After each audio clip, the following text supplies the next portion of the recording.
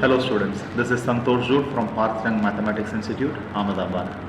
And in this video, let me take you through the solutions of the NTA's test paper number 13, the mathematics part.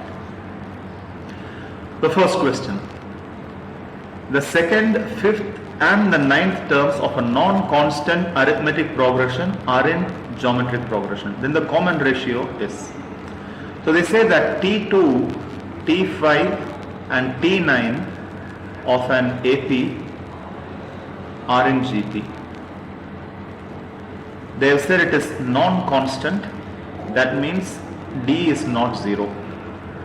Anyways, we know Tn is nothing but A plus n minus 1D. Therefore, it is easy to write T2. T2 will be A plus D. T5 will be A plus 4D. T9 will be A plus 8D. So these three are in GP. If they are in GP, then the middle term squared should be equal to the product of the other two. Right? The rule of the geometric mean. Okay? So square it on both sides. A squared plus 16D squared plus 8AD is equal to, here I get A squared plus 8D squared plus 9AD. 8AD plus AD is 9AD. Then A square and A square are gone. Bring everything to one side. I get 8D squared minus AD is 0, or D into 8D minus A is 0, which implies D is 0, which is not allowed, or D is A by 8. This can be okay. Now using this, let us find the common ratio. Now we know the common ratio has to be the second term of this GP by the first term, or third term by second term, right? Can be T5 by T2 or T9 by T5, anything. So T5 is A plus 4D, by this is A plus D, and substituting D is equal to A by 8 in this, you get A plus 4A by 8 by A plus A by 8. What would this give us?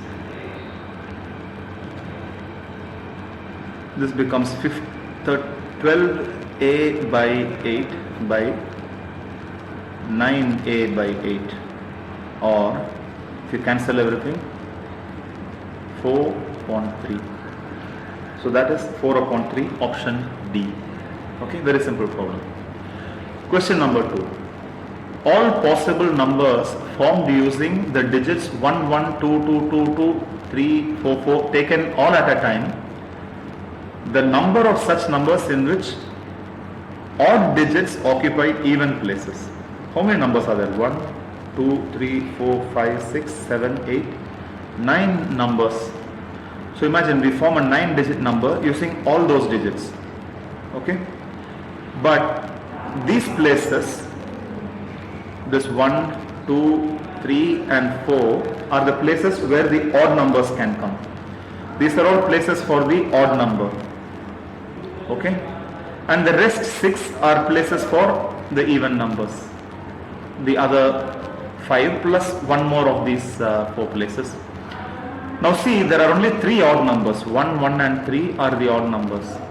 And there are 6 even numbers. So how many ways can you arrange these 3 odd numbers in 4 places? First of all, you choose 3 places out of 4. So that is 4C3. This is choosing 3 places. Multiply this with, in each of these 4C3 places, you can arrange them in 3 factorial ways. There are 3 numbers, but 2 are identical, so I have to divide by a 2 factorial. So this would give me 4C3 is 4 into 6 by 2, which is 12. Okay, let us go here. Here there are 6 places. Of course, after you arrange the odd numbers, you will have 6 places. In those 6 places, if you are arranging all this, you get 6 factorial ways. But these 4 are identical and 2 are identical, so you divide by 4 factorial and 2 factorial. Now that would give me 6, 5, 4, 3, 2, 1 by 4, 3, 2, 1 and 2. So all this is gone. and this becomes 15, right? So the answer is 12 times 15, which is 180. Yeah, so 180 is the answer here. Very simple problem. Question number 3. W denotes the words in English dictionary if the relation R is given by x comma y belong to words crossword, that is ordered pairs of words, such that the word x and y have at least one letter in common. Here something is missing in the image. It says common. At least one letter in common, then the relation R is. Now imagine if x and y have one letter in common. Okay, then applies for y and x also have the same thing. So it is symmetric, definitely. Okay. Now also you know x is related to x because all the letters are common. So it is also reflexive. Now what about transitive? If x is related to y and y is related to z, will x be related to z? Now you can say that x and y have a common letter and y and z have a common letter, therefore x and z also have that common letter. But here you are assuming that the common letter between x and y is the same as the common letter between y and z, which may not be the case, right? These two can be cat and bat, common letters are a and t, and this can be mug and jug, common letters are u and g. So there is nothing common between x and z, right? So transitive is not true in all cases, not transitive. So symmetric, reflexive but not transitive is option A. Let us go on to question number 4. The value of A for which ax squared plus sine inverse of x squared minus 2x plus 2 plus cos inverse of x squared minus 2x plus 2 is 0 R. Now of course we know that this is equal to 1. Sine inverse of A plus cos inverse of A is pi by 2. So this you can say is 1. So I will get the equation as ax squared plus pi by 2 is equal to 1. But how to solve for A? Because x is also unknown. So we have to be careful in this and see what other condition can be imposed on x, right? Take this term. We know that for both sine inverse and cos inverse, the argument has to be between minus 1 and 1. So I can write this whole thing as between minus 1 and 1. So let us take the first case, less greater than minus 1. X squared minus 2x plus 2 greater than minus 1 or equal to minus 1. This would give me x squared minus 2x plus 3 is greater than or equal to 0. Now this is nothing but x squared minus 2x plus 1 plus 2, right? I can simplify it like this. And therefore the advantage is this is a square, perfect square, x minus 1 the whole square plus 2, which is always true. For any value of x, this will be true. So this expression is going to be greater than minus 1 always. Now let us consider the second case. X squared minus 2x plus 2 is less than or equal to 1. This would imply x squared minus 2x plus 1 is less than or equal to 0, or x, this is nothing but x minus 1 the whole square. X minus 1 the whole square is less than or equal to 0. What does this mean? This means that this has only one root, right? For any number that is other than x not equal to 1, this is going to be positive. So it won't be less than 0. Less than 0 means it is negative. This is a positive number for everything except when x is equal to 1. The equality will hold. X minus 1 the whole square will be equal to 0. For everything else it will be greater than 0. So the only condition that satisfies is x is equal to 1. The only value of x which satisfies both these conditions is x is 1. So put that x is 1 here and you will get a into 1 squared plus pi by 2 is 0, or a is equal to minus pi by 2. which is here, option C. Question number 5. The general solution of the differential equation 2x minus y plus 1 dx plus 2y minus x plus 1 dy is equal to 0 is. Now this is a very simple problem. Separate the terms 2x dx and then 1 dx. Then I can have minus y dx, right? I'll write it here, minus y dx. And then in this bracket I have 2y dy and y dy. And I have a minus x dy. I am going to write that together with this minus y dx as taking the minus common out. What is the advantage? This term, as you know, is b of xy. Keep x constant, differentiate y. Keep y constant, differentiate x. So the whole equation is like this: 2x dx plus dx plus 2y plus 1 dy plus d of xy is 0. Now integrate the whole thing. Sorry, minus d of xy is 0. Integrate the whole thing. 2x dx is x squared. Dx is x. This is 2y squared by 2. So y squared plus y minus xy. So this is the solution. X squared plus y squared plus x plus y minus xy. X squared plus y squared plus x plus y minus xy is 0. Not 0, C. Integrating gives you an arbitrary constant. So that is the answer to question number 5. Very simple question. Let us go on to question number 6. Mean of 5 numbers is 0, variance is 2. So x bar is 0, variance is 2. So sigma squared is 2. 3 of those numbers are minus 1, 1, 2. Then the other 2 numbers are. Let us take the other 2 numbers as a and b. Okay? And try to form the 2 equations using these relations. First thing is, we know x bar is summation of x by n. This implies 0 is minus 1 plus 1 plus 2 plus a plus b by 5. Or a plus b is minus 2.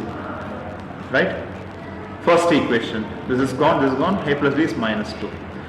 The second one is the formula for sigma squared, which is summation of x squared by n minus x bar the whole square. Now this is summation of x squared is all these are x values. So 1 plus 1 plus 4 plus a squared plus b squared by n is 5 minus 0. So 2 plus 4, 6 plus a squared plus b squared by 5 minus 0 is nothing is equal to, the variance is given to be 2. So this would give me 2 into 5 is 10 minus 6 is a squared plus b squared is 4. Okay, let me write these 2 equations here. A plus b is minus 2, a squared plus b squared is 4. Okay, now let us calculate the values by substituting. A is minus 2 minus b and substitute that here. So it becomes 2 square, 4 plus b square plus 4b, 2ab term plus b square is equal to 4. So 4 and 4 are gone and I get 2b square plus 4b is 0. Or b is b into 2b plus 4 is 0, which implies b is either 0 or minus 2. Now 0 or minus 2, a, if you take b is 0, you get a is 0, and if you take minus 2, you will get a is 0. So the 0 and minus 2 are the values of a, or a will also be minus 2 comma 0. For this it will be minus 2, for this it will be 0. So the 2 numbers are 0 and minus 2. So the answer is minus 2 and 0, option D. Quite simple also. Question number 7, based on binomial theorem. The first integral term in the expansion of square root of 3 plus cube root of 2 power 9. Right, Tn, we know the r plus 1th term is NCR. First term power n minus r, second term power r. So in this particular problem it becomes 9CR, first term is root 3 to the power 9 minus r and cube root of 2 to the power r. So the first case where this will become integral is both have to become integral. So 9 minus r has to be a multiple of 2 and r has to be a multiple of 3. So r can be 0, 3, 6 or 9, and 9 minus r, the corresponding values would be 9, 6, 3 and 0. Okay. So the first case where this is satisfied is here. So this is 3, so this becomes a whole number. This is 6, that makes it 9 minus r is 6, so this also becomes a whole number. Therefore r is equal to 3 is the first possibility. So T4, which is 9C4 root 3 power 6 cube root of 2 power 3, or 9C4 into 27 into 2 is the answer, the value of the term, but this is actually the fourth term, T4. Remember, r is equal to 3 does not mean the third term. R is equal to 3 means fourth term. So be careful. Question number 8. Cos alpha plus beta is A. Cos of alpha plus cos of beta is A. Sin of alpha plus sin of beta is B. And alpha minus beta is 2 theta. Then cos of 3 theta by cos theta is equal to. Interesting question. Now look at that, cos of 3 theta minus cos of by cos theta. What will this become? Cos 3 theta is nothing but 4 cos cube theta minus 3 cos theta upon cos theta. If I cancel them, I get 4 cos squared theta minus 3. Now 4 cos squared theta also, in terms of the double angle formula, cos squared theta is 1 plus cos 2 theta by 2. Correct? And this becomes 2 plus 2 cos 2 theta minus 3, or 2 cos 2 theta minus 1. This is cos 3 theta by cos theta. And of course we know that 2 theta is alpha minus beta. So this is 2 times cos of alpha minus beta minus 1. Why do all this? To realize that we have to in the end find what is cos of alpha minus beta. So we are looking at 2 times cos of alpha minus beta minus 1. How can we get cos of alpha minus beta from these two terms? What is cos of alpha minus beta? See, cos alpha minus beta is nothing but cos alpha cos beta plus sin alpha sin beta. Now see, they have given us cos of alpha plus cos of beta is A. Sin of alpha plus sin of beta is B.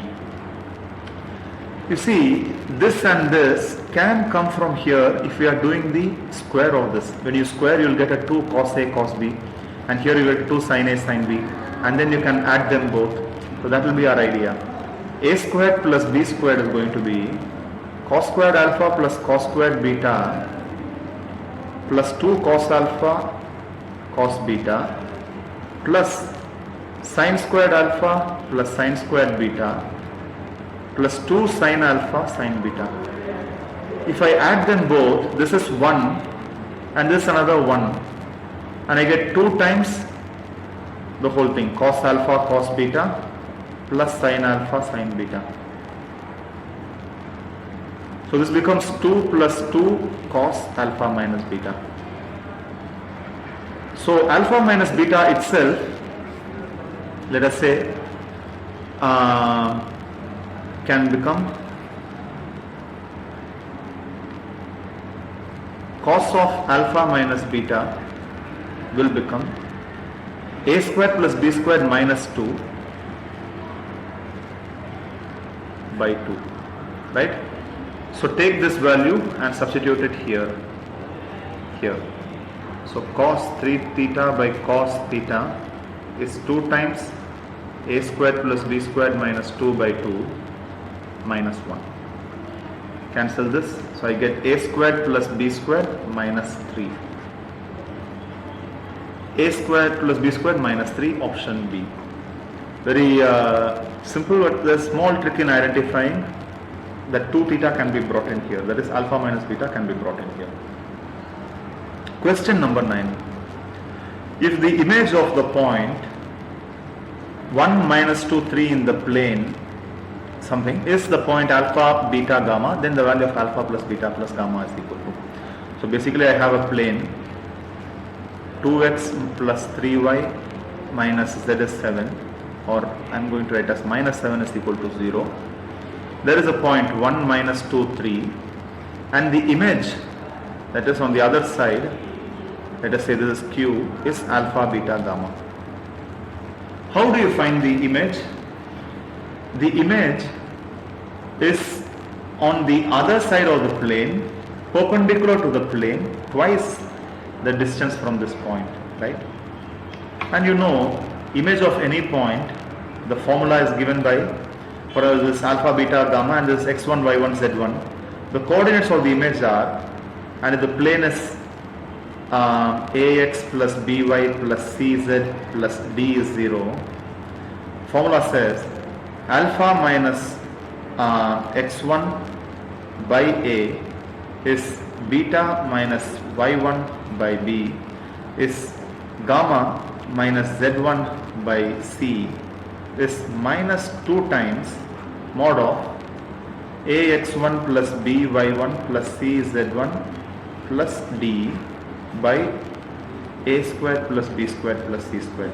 Please notice this is very similar to distance formula, which has a root here, square root here, but it is square of that number. It is not equal to the same distance formula, because you are trying to find the distance along that direction.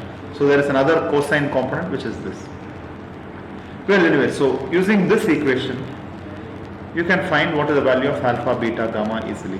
So for our particular problem, alpha minus 1 by 2 should be beta plus 2 by 3, should be gamma minus 3 by minus 1 is equal to 2 times mod of ax1, that is 2 into 1, 2, plus by1, 3 into minus 2 is minus 6, plus cz1, minus 1 into minus 3 is minus 1 into 3 is minus 3, minus 7 is the plane by square root of 2 square plus 3 square, no square root, sorry, 2 square plus 3 square plus 1 square mod here, okay.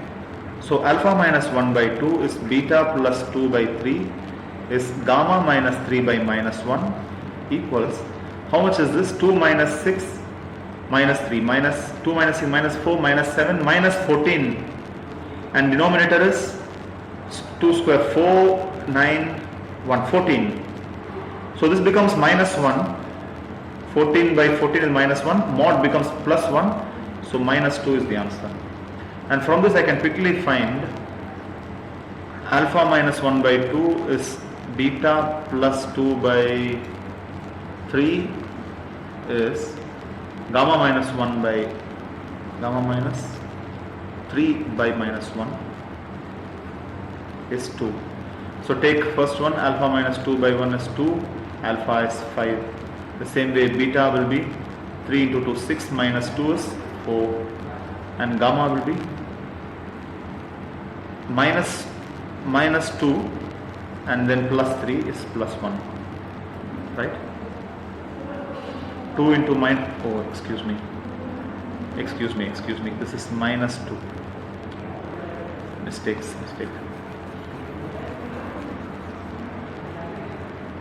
So this becomes alpha minus 1 is minus 4, or alpha is minus 3, and beta is minus 6 minus 2 which is minus 8, and gamma is 2 plus 3, 5. So alpha plus beta plus gamma that they are asking is minus 3 minus 8 plus 5, which is minus 6. So the answer is minus 6, option A. Very simple if you remember this equation, and do the algebra carefully. Question number 10, a very direct indefinite integral problem. There is a standard method, right? Integrate dx by x into x power n plus 1. This becomes dx by, if you take x power n common, it becomes x power n plus 1 into 1 plus 1 by x power n. Now you take t as 1 plus 1 by x power n or 1 plus x power minus n, then dt becomes minus n x power minus n minus 1 dx, or this is nothing but minus n by x to the power n plus 1 dx. Take the minus n to the other side, I get dx by x power n plus 1 is minus of dt by n. Okay, so this whole thing is minus dt by n and this is t. So my integral becomes minus dt by n by t, or this is nothing but log t, or log t is log of 1 plus 1 by x power n, and this becomes log of x power n plus 1 by x power n, and take the minus to the logarithm, that makes it 1 by n log of x power n by x power n plus 1 plus c. Of course, the arbitrary constant is always there. You can add that everywhere if you want. So 1 by n log of x power n by x power n plus 1, 10 is a. Moving on to question number 11. F is a function defined as f of x is x squared minus x plus 5. F is from 1 by 2 to infinity, that is the values of x are greater than 1 by 2 and f's values are greater than 19 by 4. G of x is its inverse function, then g dash of 7 is equal to, very interesting problem. See here, they have said g is the inverse function, no? Which means g of f of x is equal to x, correct? And using this, if I differentiate both sides, g dash of f of x into f dash of x will be 1. So it is using this that I will try to find the values. Now they need g dash of 7. So I have to put f of x is equal to 7. That will give me a value for x. So g dash of 7, to find the g dash of 7, put f of x is equal to 7, this term. Now f of x is 7 implies f of x is x squared minus x plus 5. F of x is equal to 7 implies x squared minus x plus 5 is 7. So x squared minus x minus 2 is 0. So x minus 2, x plus 1 is 0. So x is 2 or minus 1. Now they are given that f is defined from 1 by 2 to infinity. So this cannot be allowed, only this can be allowed. So x is equal to 2. Therefore, you see here, this equation can be written as g dash of f of x into f dash of x is equal to 1. We found that f of x is equal to 7 implies x is equal to 2. So use that, g dash of 7 into f dash of x is 2. So g dash of 7 is equal to 1 by f dash of 2. And we know f of x is x squared minus x plus 5. So f dash of x is no problem at all, 2x minus 1.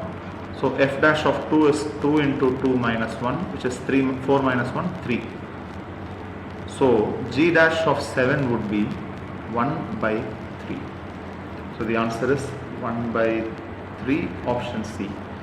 Please don't try finding the inverse function of this and then differentiating, because no, won't work. It will work, but it's going to be a lengthy process. Instead, use this idea, and from there you get x from the f of x. Let us move on to question number 12. Let alpha and beta be the roots of the equation x squared plus 2x plus 2 equal to 0. Then alpha power 15 plus beta power 15 is equal to. Now immediately most of you will be tempted to start alpha plus beta is minus 2 and alpha beta is 2, and how can we get to alpha power 15 plus beta power 15? Now this can be done for alpha square plus beta square, alpha cube plus beta cube, alpha power 4 plus beta power 4, all that. How to go to 15? The same way, or is there any other easy way? The easy way is to find the roots and use de Moivre's theorem. If the roots have good arguments, I'll tell you what it means. Now take the roots of this equation are going to be x is minus 2 plus or minus square root of 4 minus 8 by 2. This is minus 1 plus or minus I. So alpha, if you take as minus 1 plus I, in complex numbers it is root in the polar form 3 pi by 4 plus I sine 3 pi by 4. And beta being the conjugate of this is root 2 cos pi 3 pi by 4 minus I sine 3 pi by 4. Right? Now alpha power 15 is root 2 cos 3 pi by 4 plus I sine 3 pi by 4, the whole power 15. Right? So you see, let me write the whole part. Now how to do this? There is this nice theorem called de Moivre's theorem. I hope you know how to do the polar form. This is the second quadrant, this is the third quadrant, so the angle is alpha minus pi or pi minus alpha, all of that. So de Moivre's theorem says r cos theta plus I sin theta, the whole power n, can be written as r power n cos of n theta plus I sin of n theta. Right? So this is going to be, that is alpha power 15 is going to be root 2 power 15 and then cos of 15 into 3 pi by 4 plus I sine 15 into 3 pi by 4. So this is actually 2 to the power 7. If you split it as root 2 power 14 plus 1, you can do that. 15 into 45 pi by 4 plus I sine 45 pi by 4. Therefore this beta power 15 also will be the same, but the conjugate, right? So it will be a minus here. So it will be root 2 power 14, the same thing, 2 power 7 into root 2 cos of 45 pi by 4 minus I sine 45 pi by 4. So if you add alpha power 15 plus beta power 15, then this plus this becomes 2 power 7 root 2 into 2 times cos of 45 pi by 4. Right? The plus sign and the minus sign vanish. So what do I have here? How do I find cos of 5 pi by 4? Cos 5 pi by 45 pi by 4 is cos of, I can subtract any multiple of 2 pi, right? So I subtract 10 pi from this, which will give me cos 5 pi by 4. Cos 5 pi by 4 is cos of pi plus pi by 4, which is minus cos pi by 4 or minus 1 by root 2. Therefore, alpha power 15 plus beta power 15 is 2 power 7 into root 2 into 2 into minus 1 by root 2. So get this cancelled. 2 power 8 is minus 256. Okay, very direct problem, nothing tricky or anything here. Just be careful about the evaluation of the proper argument and the modulus. Question number 13. The value of f of 0 such that f of x is equal to 1 by x squared 1 minus cos of sin x can be made continuous at x is equal to 0. Basically this is another way of asking what is limit x tends to 0. 1 by x squared into 1 minus cos of sin x. Right? Now this is very simple, one step problem. You multiply and divide by sin x squared.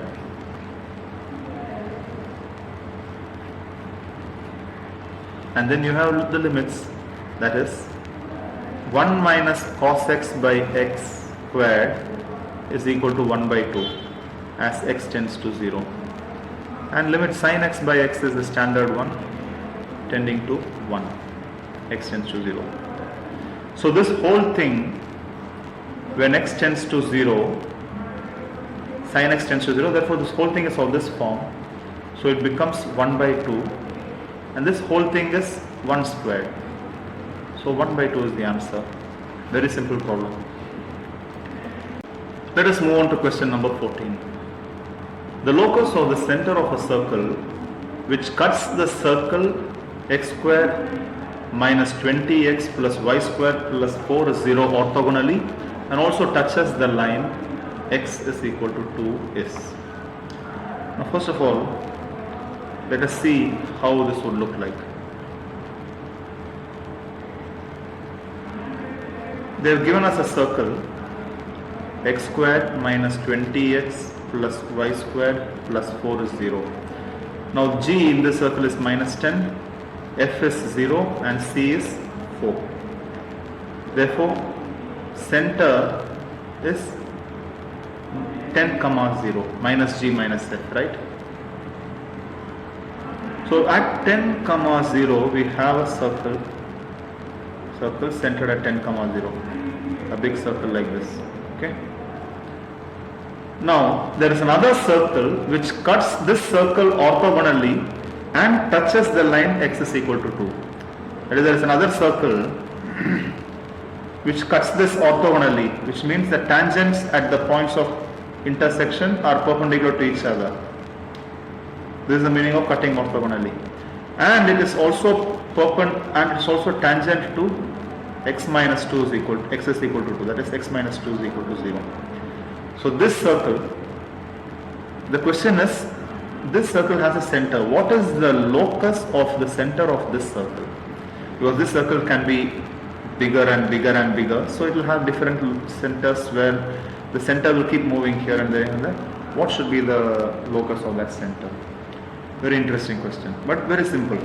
What is the condition for orthogonality? Let us take that this circle is of the form x squared plus y squared plus 2g1x plus 2f1y plus c1 is 0. Okay, and let these things be called g2, f2 and c2. Orthogonality condition is 2g1 g2 plus 2f1 f2 is c1 plus c2. Okay, so what would this become? 2g1 g2, here in our case 2g1 is g1, g2 is minus 10 plus 2f1 is f1, f2 is 0, is c1 is c1 and c2 is 4. So this would give me c1 plus 4 is minus 20 g1, c1 plus 4 is minus 20 g1, or c1 is minus 20 g1 minus 4. Okay. The second condition is, if you see this distance of the center, which is minus g1 minus f1, distance to this line, okay, is equal to the radius. So let me write it down. Distance of g1 minus g1 comma minus f1 to x minus 2 equal to 0 should be equal to radius of that circle, since x minus 2 is a tangent. Therefore the distance would be minus g1 minus 2 by root of 1, using that same formula, is radius is square root of g1 square plus f1 square minus c1. So square both sides, you get g1 square plus 4g1 is g1 square plus f1 square minus c1. So let us eliminate g1 square and substitute this expression for c1. So that would give me 4 plus 4g1 is equal to f1 square minus of minus 20 g1 minus 4, or 4 plus 4g1 is f1 square plus 20 g1 plus 4. 4 and 4 can be cancelled. f1 square is minus 16 g1 is the answer. Now the question is, what is the locus of the center? That is locus of minus f minus g1 minus f1. What will be the locus of this? So take minus g1 as x and minus f1 as y and substitute them here. What will I get? Minus y squared is equal to minus 16 into minus x, or y squared is 16x. So y squared is 16x is the required locus, and that is option D. Okay, very simple, using the orthogonality condition, and then the distance is equal to the radius condition. Let us move on to question number 15. The parabolas y squared is 4x and x squared is 4y divide the square region bounded by the lines x is equal to 4 and y is equal to 4. So this point is 4, 4 and the coordinate axis. So this square region is divided by two parabolas. Y square is 4ax, x square is 4ay. Y square is 4ax is going to be like this, and x square is 4y will be like this. Okay, now say they divide into three areas, and S1, S2, S3 are the areas of these parts numbered from top to bottom. So this is S1, remember this is x squared is 4y. This area is S2 between them, and this is S3. Now the total area we know is 16 square units. Let us find the individual areas. S1 is going to be integral y dx from 0 to 4 for this parabola. So that would give me integral x squared by 4 dx from 0 to 4, or x cubed by 3 into 1 by 4 from 0 to 4 is 4 cubed by 4 into 3, or 4 squared by 3, which is 16 by 3 square units. Let us go to the second parabola. What will be, this is S1, right? Now S2 will be the area between these two. Okay, so I find this full area and subtract S1, I will get S2. So what is S2 will be integral of that y dx, let us say this y2, this parabola, minus S1. So integral y dx here is 2 into root x dx minus 16 by 3. So 0 to 4, this becomes 2 into x power 3 by 2 by 3 by 2 from 0 to 4 minus 16 by 3. And what is this? 2 into 2 by 3 into 4 root 4 minus 16 by 3. Now this is going to be 4 into 4, 16 into root 4 is 2, 32 by 3 minus 16 by 3, which is 16 by 3. So S2 also turns out to be 16 by 3. S3 would be the whole area minus S2 minus S1. That is 16 minus 16 by 3 minus 16 by 3. So it will also be 16 by 3 after you take LCM. So S1 is to S2 is to S3 is 16 by 3 is to 16 by 3 is to 16 by 3, which is 1 is to 1 is to 1. That is, the parabolas divide the area into 3 equal pieces. Option B. Question number 16. The limit of x tending to infinity, x 2x power 1 by 2, 3x power 1 by 3, 4x power 1 by 4 up to x power 1 by n. By again there is some power 1 by 2, power 1 by 3, and so on and so on and so on.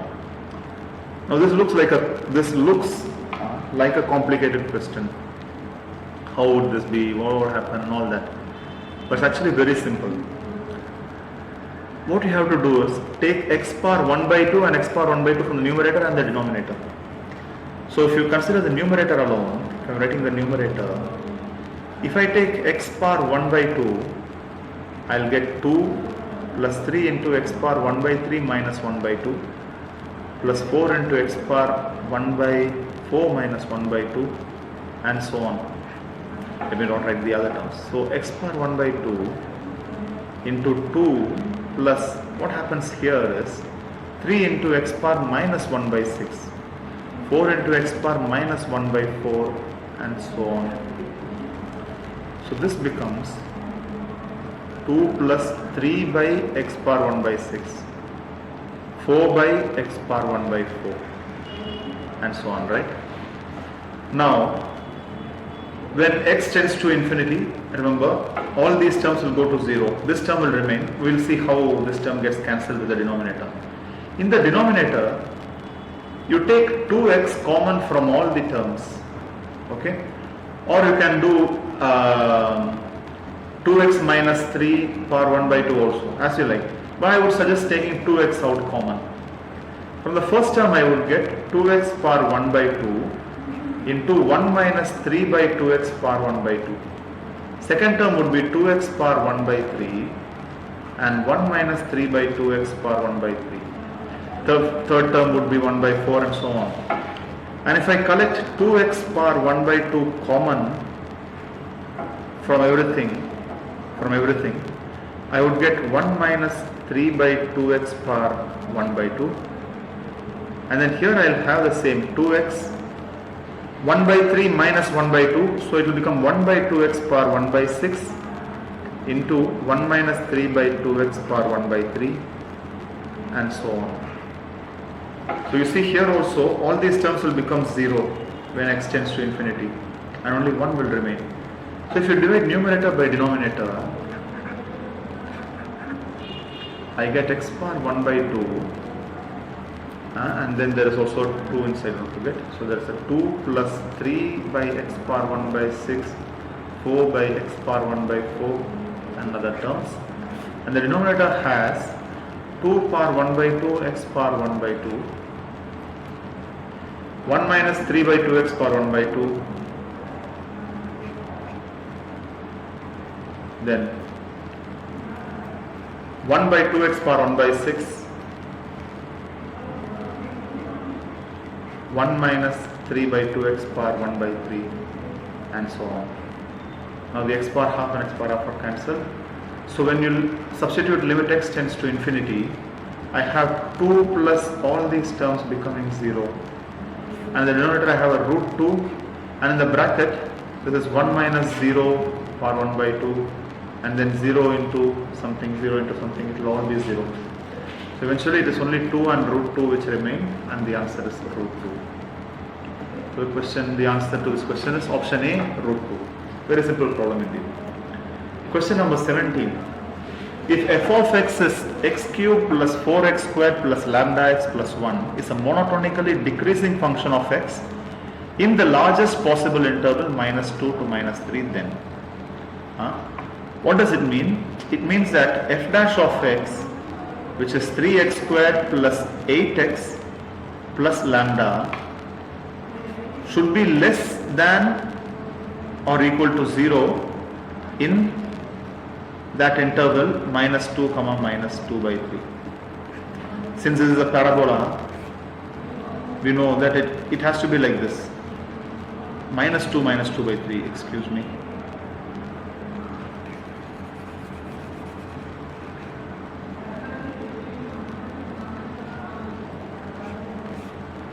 There is minus 2 and there is minus 2 by 3. Now this parabola, which represents f dash of x, has to be negative in this region, definitely negative in this region, which means it should be positive in the other regions. So it can be like this. So in this region it is negative. So in this whole region it is negative, which covers this minus 2 by 3 also, minus 2 and minus 2 by 3.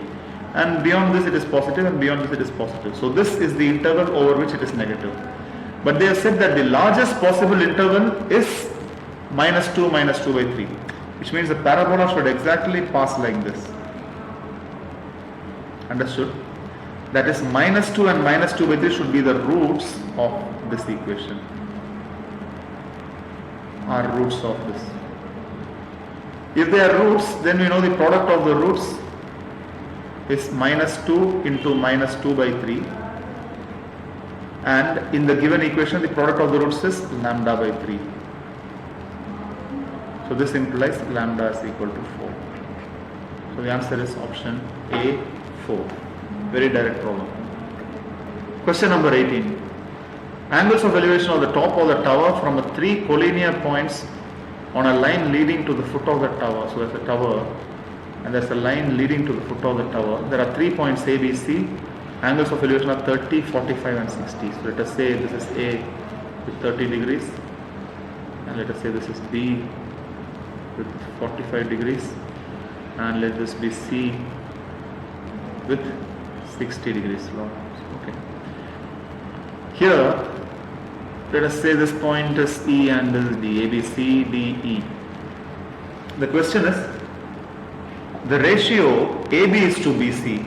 Let us call this distance as X, and let us say this distance is Y, and let us say this distance is Z, and let this be H. So what will be AB by BC? Okay. Let us try to express everything in terms of H. That would be the idea. So here tan 60 would be H by Z, or Z will be H by tan 60 root 3. So this is H by root 3. The same way tan 30, so tan 45 would be H by Z plus Y, or Z plus Y should be H, or Y is H minus Z, which is H minus H by root 3, which is H into root 3 minus 1 by root 3. Keep it there. Then let's see the whole triangle. Tan 30 will be H by X plus Y plus Z. Now already we know Z plus Y is H, so use that here. Z plus Y is H. So 1 by root 3 is H by X plus H, or X plus H is H root 3. X is H into root 3 minus 1. Therefore X by Y, which is what they have asked, AB by BC,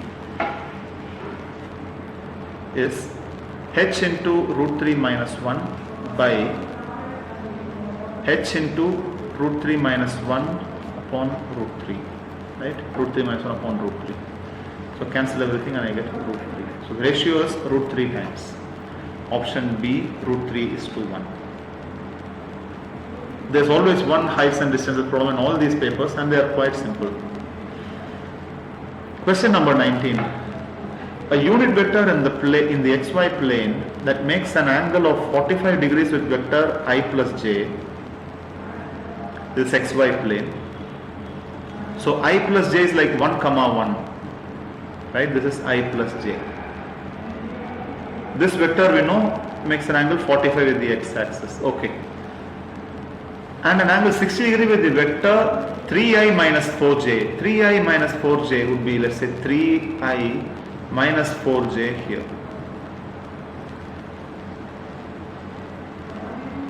Let's say this is 3i minus 4j. That is, this point is 3 comma minus 4.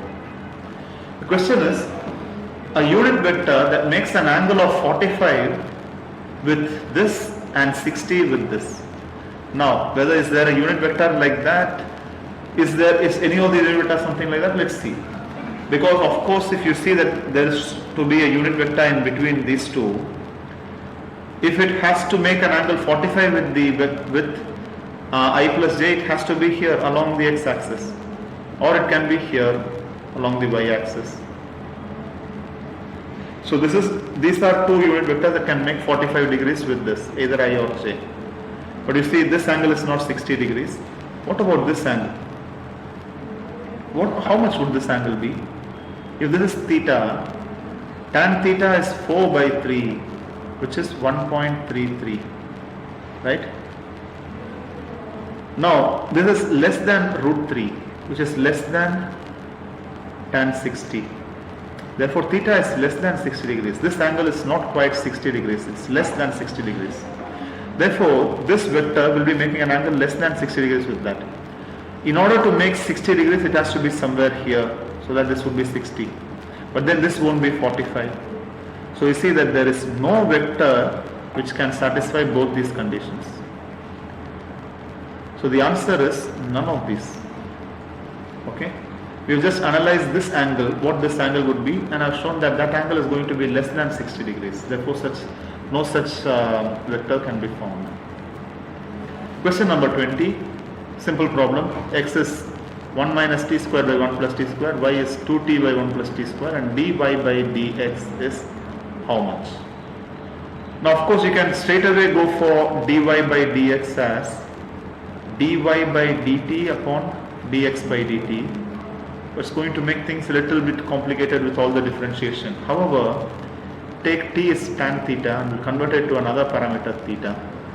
X would become 1 minus tan squared theta by 1 plus tan squared theta, which is, how much is this? Cos 2 theta. Y similarly will be 2 tan theta by 1 plus tan squared theta, which is sin 2 theta. Now dy by dx can be written in terms of parameter theta also. Dy by d theta by dx by d theta will be much simpler. Dx by dy by d theta will be 2 cos 2 theta by dx by d theta will be minus 2 sin 2 theta. Now again, if you see, cos 2 theta is x, sin 2 theta is y with a minus. So minus x by y, option C. Very direct problem. Moving on to the subjective numericals. Let A be a matrix of order 3 by 3 such that determinant of A is 2, B is 2A inverse and C is adjoint of A by cube root of 16. Then the value of determinant of A cube, B squared, C cube is how much? Okay. So now first thing is that determinant of A cube, B squared, C cube is equal to determinant of A cube into determinant of B squared into determinant of C squared, C cube. Okay, individually I can split it like this. So it is all up to me to find what will be the values of this determinant of B, determinant of C. Determinant of A is given. Now see, remember the determinant of K times a matrix is going to be K to the power n times the determinant of that matrix. Okay, because you can take 1k common from every row or every column, so you'll get n k's. N is the order of the determinant. Okay, so for a 3 by 3 determinant like this, I can say that B, determinant of B is nothing but determinant of 2 times A inverse is going to be 2 cube determinant of A inverse, and determinant of A inverse we know is 1 by determinant of A. And since they have given A is equal to 2, this is 8 by 2, 4. So determinant of B is 4. What about determinant of C? Determinant of C is determinant of adjoint of A by cube root of 16. Now this also is that constant cubed adjoint of A's determinant. Okay, K is like this whole constant. So K cube, the same thing that we are doing here. And this we know is 1 by 16, and adjoint of A is nothing but determinant of A squared. Because we know the determinant of adjoint of a matrix is the determinant of the matrix squared. This would become 1 by 16 into 2 squared, or 1 by 4. Okay, so now let's substitute everything in this equation. We need determinant of A cube, determinant of B squared, determinant of C cube. So the answer is going to be A cube is 2 into 2 into 2. B squared is 4 into 4, and C cube is 1 by 4 into 1 by 4 into 1 by 4, and the answer is of course 2. Okay, very simple. Remember this rule: whenever you find the determinant of a scalar multiple of a matrix, it is that scalar times n, where n is the order of the matrix. Question number 22. F of x is given as x into mod x for x less than or equal to minus 1. Then box of x plus 1 plus box of 1 minus x for x between minus 1 and 1. Minus x mod x for x greater than 1. First of all, how will this function look like? You see, what they have given us is less than minus 1, that is here, this is minus 1, let us say this is 1. F of x is x into mod x, and mod x in this region is minus x. So minus x squared. So from infinity it is minus x squared. Why is minus x squared minus 1? I come to this point, I reach minus 1 comma minus 1. Okay. And what about the other side? The other side also, it is minus x into mod x, right? That is here. Here mod x is equal to x. Therefore it will be minus x squared again. So it will be like this. So this is y is minus x squared. This is also y is minus x squared. Okay. The function in between these regions, box of x plus 1 plus box of 1 minus x, when x is between plus 1 and minus 1. When x is in this area, let us say x is minus 0.5. If I put x is minus 0.5, it becomes minus 0.5 plus 1 plus 1 plus 0.5. So 1.5, let me make it clear. X is equal to 0.5. For example, it becomes box of 1.5 plus box of 0.5, which is 1.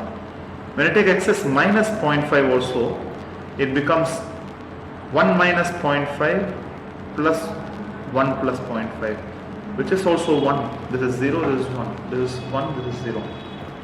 So you see that this function is also an even function with value 1. That is, it is something like here. From here to here it is of value 1. And finally, at 0 itself is going to be 2, but we can ignore that. Now let us see. They are asking us the integral from minus 2, x is minus 2 to x is 2. Okay. This area and this area, but it will be in the, it is not calculating area, right? It will be just the integral, and then you have to take the modulus of that integral. Now since we have seen that this is an even function, I, which is minus 2 to 2 f of x dx, can be written as 2 times 0 to 2 f of x dx. And this in turn can be split as 0 to 1, the value is just 1. And 1 to 2, the curve is minus x squared. Correct? So this would become 2 times 1 minus 0, and then here this integral is minus x cube by 3 from 1 to 2, minus x cube by 3. Okay, so 2 times 1 minus, this becomes 8 minus 1 by 3, or this is 2 into 3 minus 7 by 3, which is 2 into minus 4 by 3, or minus 8 by 3. So the integral is minus 8 by 3. I is minus 8 by 3. We have to find mod of 3i. So mod of 3i will be mod of 3 times minus 8 by 3, which is mod of minus 8 or 8. Okay. So the answer to this problem is 8. Very direct answer. If you manage to find out that it is an even function and all. Otherwise we'll have to integrate piece by piece. 23. The line 3x plus 2y, let me get some more proper area. The line 3x plus 2y is equal to 24 meets the y axis at A and the x axis at B. So it is like this, and we know that the x-intercept of this line is, how much is it? 8. So 8 comma 0. I mean, if you rewrite this line as 3x plus 2y is 24, as x by 8 dividing the whole thing by 24, y by 12 is 1, then you can say easily that these are the A and B points. Now the perpendicular bisector of AB, there's a perpendicular bisector of AB, which means it's a line passing through 4 comma 6 and perpendicular.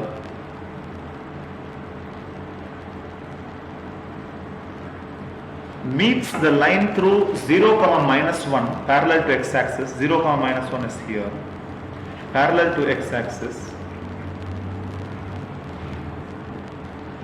at C. So this point is C. The area of triangle ABC is how much? So basically this and this triangle, what will be the area? It's an okay, very simple question actually. You find the equation of this line and find where it intersects this other line. Already you know the coordinate, the y coordinate of this point is -1 because it has to be parallel to the x-axis. And only you have to find the x coordinate. Easy to find that x coordinate, that should be perpendicular to this, right? So using that I can find, let us say this x coordinate is A. Once I find the x coordinate, I can find the area very directly. So how to find that x coordinate? We know slope of, let's call this D, AB and CD are perpendicular. So AB slope should be, or CD slope, for example, CD slope is 6 minus -1 by 4 minus A should be equal to y2 minus 1. Perpendicular, right? So -1 by the slope of these two, y2 minus 1 by x2 minus x1. So 12 minus 0 by 0 minus 8, which is nothing but -8 here. So 8 by 12, 2 by 3. And this can be simplified. So 21 is 8 minus 2a. 2a is minus 13 or a is minus 13 upon 2. Okay. So minus 13 upon 2, and you have, now you have the other vertex also. What are the three vertices? 0, 12, 8, 0, minus 13 by 2, minus 1. So area of the triangle is half x1 the whole mod, of course. x1 into y2 minus y3, you know that formula. So 0 plus 1. Okay, that was 0, so I should have left it at 0. 8 into -1 minus 12 plus minus 13 by 2 into 12 minus 0. So half of 8 into minus 13 minus 104 and minus 78, or half of minus 182, which is 91 square units. So the answer to this problem is 91 square units. Very direct, nothing involved in this problem at all. Simple analytical geometry considerations. Question number 24. The minimum number of times a fair coin needs to be tossed so that the probability of getting at least 2 heads is at least 0.96. So probability of at least 2 heads in n tosses, let us say, should be at least 96, greater than or equal to 0.96, 96%. So at least 2 heads in n tosses means number of heads is 2, 3, 4 up to n. This can be written as probability of not getting 0 or 1 head, right? Getting 2, 3, 4 or 2 n heads is the same as not getting 0 or 1 head. This is nothing but 1 minus probability of 0 heads, 1 minus and minus probability of 1 head. So n tosses heads, the binomial theorem. So this probability 1 minus n tosses, so 0 heads is nc0, 1 by 2 power 0, and the other 1 by 2 power n, minus nc1, 1 by 2 power 1, 1 by 2 power 90, n minus 1. This should be greater than or equal to 0.96. Now if I do some simple algebra, bring that here, 0.04 should be greater than or equal to, take all this that side, nc0 is 1, this becomes 1 by 2 power n, and this also gives me 1 by 2 power n, and here I get minus n, which on that side becomes plus n. So this can be written as 1 plus n should be less than or equal to 0.04 times 2 to the power n. Correct? 1 plus n is less than or equal to 0.04 times 2 to the power n. Now, you can consider this directly, or to make it a little simple, let us multiply both sides by 100. So I get 4 into 2 to the power n, or this 4 is 2 squared, right? So 100 into 1 plus n should be less than 2 to the power n plus 2. This is 2 squared. So multiplying this, I get n plus 2. So this is the condition. So which minimum value of n satisfies this? Let us see here. 100 into 1 plus n should be less than or equal to 2 raised to n plus 2. Okay. So if I take n plus 2, okay. Now these are multiples of 100, right? So if I take n as 1, 2, 3, 4, 5, etc. till 6 or 7, n is for example, let us say 6. This will be 256, but here it will be 700. So this is increasing in terms of 100, right? So let's take n as 8, and you will see, I encourage you, keep trying the numbers of n, but intelligent thing to guess is n as 2 would give me 2 raised to 10. And here I will have 1 plus 8. So this becomes 900, which is less than 1024, satisfied. N is equal to 7, for example, would have given me 512 is less than or equal to 800, which is false. Okay. So minimum is n is 8. So you need 8 tosses to have this condition satisfied. So the answer is 8 again. And the last problem. Consider the equation x squared plus 2x minus n is 0, where n belongs to n and n is equal to 5, n is in the interval 5 to 100.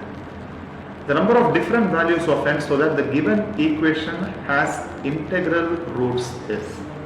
Imagine the given equation should have integral roots. Okay. Now what can we say about these roots here? First of all, alpha plus beta is minus 2. Correct? And alpha beta is n. Minus n, of course, minus n.